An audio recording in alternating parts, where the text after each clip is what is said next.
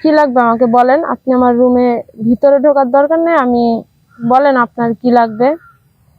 উনি তখন আমার রুমের ভিতরে ঢুইকা আমার রুমের ছিটকিন দিয়ে আমার দিকে আস্তে আস্তে এগিয়ে আসে।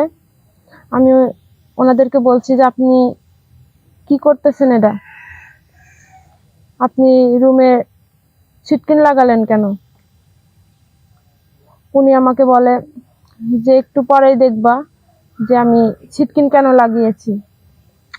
আমি তখন অনেকটা আন্দাজ করতে পেলাম যে উনি হয়তো আমাকে খারাপ কিছু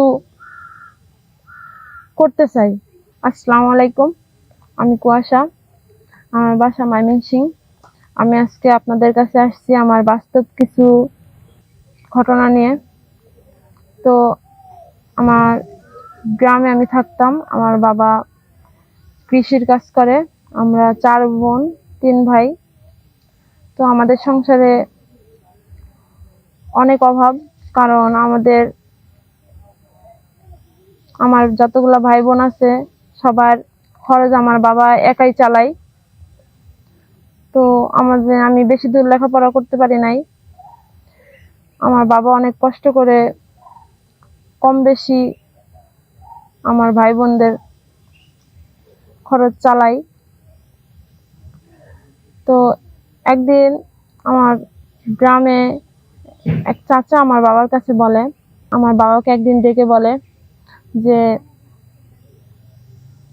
তোর সংসারে তো অনেক অভাব, তোর বড় মেয়েকে ঢাকাতে একটা কোনো বাসা বাড়িতে কাজে দে, সেখান থেকে যদি কিছু টাকা আসে তো তোর অভাব একটু হলেও কমবে।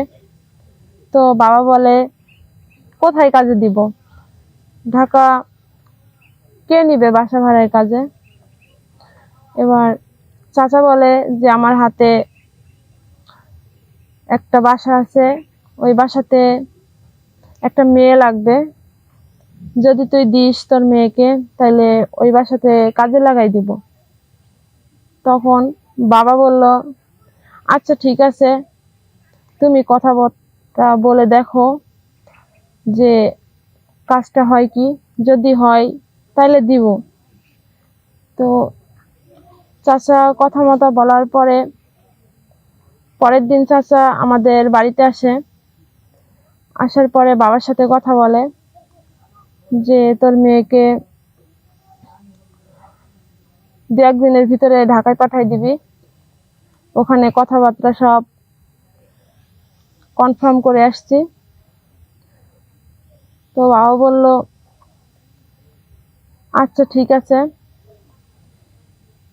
তাই বলে চাচা বলল এবার আমি তাহলে যাই। এবার বাবা আমাকে ডাকার পর আমি বাবার কাছে গেলাম। বাবা আমাকে বলল যে মারে, তুই ঢাকাতে যে একটা কোনো কাজ বাজ কর। তোর চাচা বলল একটা বাসাতে নাকি লোক লাগবে, মা তুই ওখানে যে কাজ কর। তুই তো জানিস মা আমাদের সংসারে অনেক অভাব। আমি বাবাকে বললাম আচ্ছা ঠিক আছে বাবা, আমি যাব, কাজ করব। পরে 2-1 দিন পরে ঢাকাতে চলে গেলাম। যাওয়ার পরে বাসাতে গেলাম। বাসাতে যে কাজ করতেছি কয়েক মাস বেশ ভালোই লাগলো। একদিন বাড়িওয়ালার ছেলে আমার দিকে কাজে লাগার পরে খুব ভালোই লাগলো। কাজ করতেছি, কাপড় ধোয়া, বাসন মাজা, রান্না বাড়া, ঘর মোছা সব কাজই করছি, অনেক ভালো লাগছে। এরকম ভাবে 2-1 মাস গেল। যাওয়ার পরে আমি একদিন ঘর মুছছিলাম, সেই সময় বাড়িওয়ালার ছেলে আমার দিকে কেমন করে যেন চেয়ে থাকে। এটা আমি মাঝে মাঝেই খেয়াল করি, কিন্তু আমি অতটা বুঝতে পারি না। যে বাড়িওয়ালার ছেলে আমার দিকে কোন নজরে তাকায়, এটা আমি বুঝতে পারি না। একদিন আমি রাইতে কাজ কাম সেরে রুমে যেয়ে রেস্ট করতেছি, সেই সময় বাড়িওয়ালার ছেলে আমাকে রুমে নক দেয়। আমি এবার নক করলো, আমি এবার যে রুমটা খুললাম, খোলার পরে দেখি মালিকের ছেলে। এবার আমি ওনাকে বললাম যে আপনি কিছু বলবেন, কিছু লাগবে আপনার?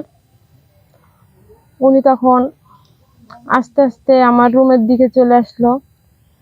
রুমের দিকে আসার পর আমাকে বলল, হ্যাঁ লাগবে, অনেক কিছুই লাগবে। আমি বললাম যে কি লাগবে আমাকে বলেন, আপনি আমার রুমে ভিতরে ঢোকার দরকার নেই, আমি বলেন আপনার কি লাগবে। উনি তখন আমার রুমের ভিতরে ঢুইকা আমার রুমের ছিটকিন দিয়ে আমার দিকে আস্তে আস্তে এগিয়ে আসে। আমি ওনাদেরকে বলছি যে আপনি কি করতেছেন, এটা আপনি রুমে ছিটকিন লাগালেন কেন? উনি আমাকে বলে যে একটু পরেই দেখবা যে আমি ছিটকিন কেন লাগিয়েছি।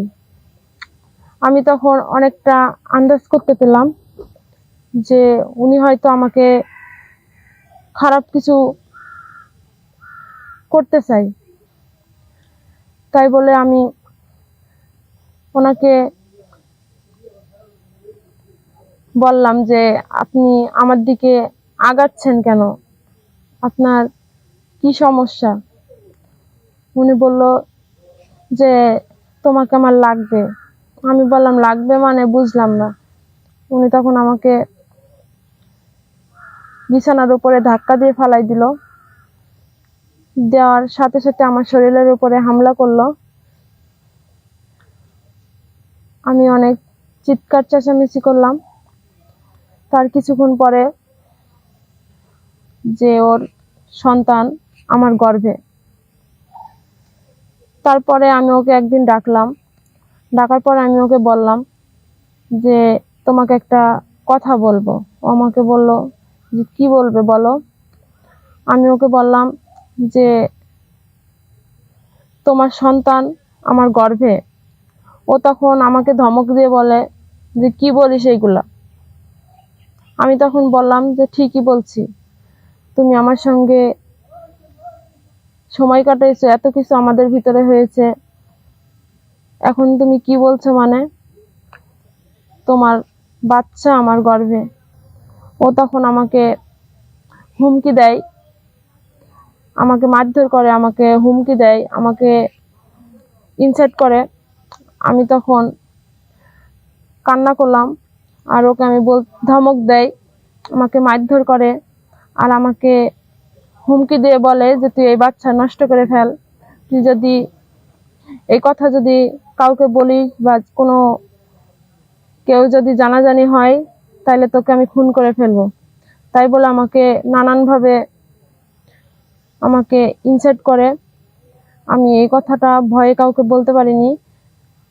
তারপরে আমি পরের দিন আমি মালিকের কাছে গেলাম যে আমি মালিককে এরকম ভাবে ইনসাল্ট করে।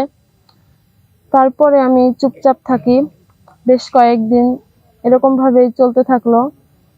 তো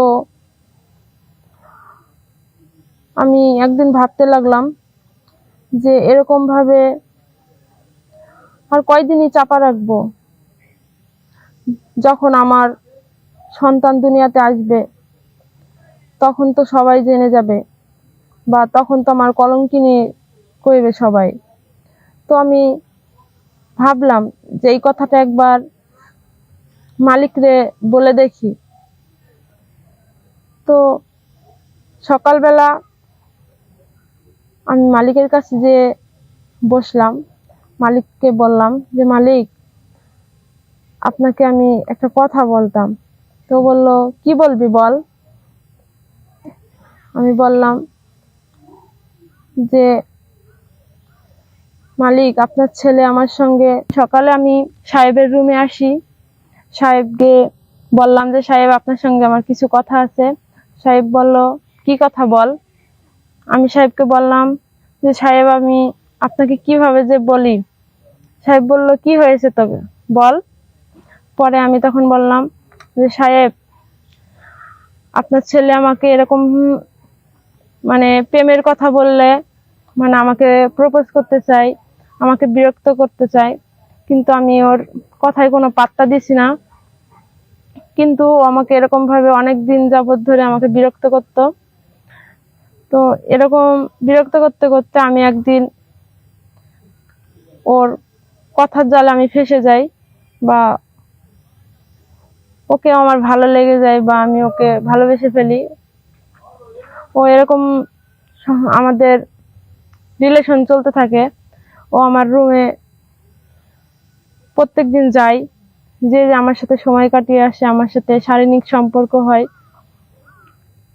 সম্পর্ক হতে হতে এক পর্যায়ে ওর সন্তান আমার গর্ভে চলে আসে। এখন আমি ওকে বলি, ও আমাকে গালাগালি করে, আমার কথা বিশ্বাস করে না, আমাকে অনেক অত্যাচার করে, আমাকে বলছে, হুমকি দিচ্ছে, আমাকে ভয় দেখাচ্ছে।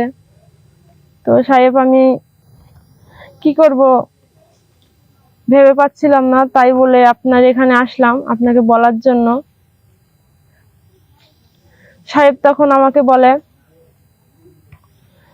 যে, তুই সব মিথ্যা কথা বলছিস, আমার ছেলে এরকম না, তুই তাই আমার বড়লোক বাড়ি দেখে, আমার সম্পত্তি দেখে তুই মিথ্যা কথা বলতেছস, সব মিথ্যা কথা। তো আমি সাহেবকে তখন বললাম, সাহেব, সব সত্যি কথা, আমি মিথ্যা কথা বলতেছি না। সাহেব আমার কোনো কথা না শুনেই আমাকে মারধর করে বাসা থেকে আমাকে বের করে দেয়। তো এখন আমি কি করব ভেবে পাচ্ছি না। আমাকে মারধর করে আমার বাসা থেকে বের করে দেয়। তারপর থেকে আমি না পাচ্ছি বাবার ওখানে যাইতে, না পাচ্ছি আমি আমার এলাকায় ফিরে যেতে। তো এখন আমি নিরুপায়, আমার সন্তানকে নিয়ে এখন আমি পৃথিবীর মুখ দেখতে পাচ্ছি। তো আমার মতো কেউ যেন এরকম নিরুপায় যেন না থাকে। তো সবাইকে সাবধান করে দিচ্ছি, এরকম কোনো বাসা বাড়ি কাজ করা বা কাজ করতে যে এরকম কেউ বিপদে যেন না পড়ে।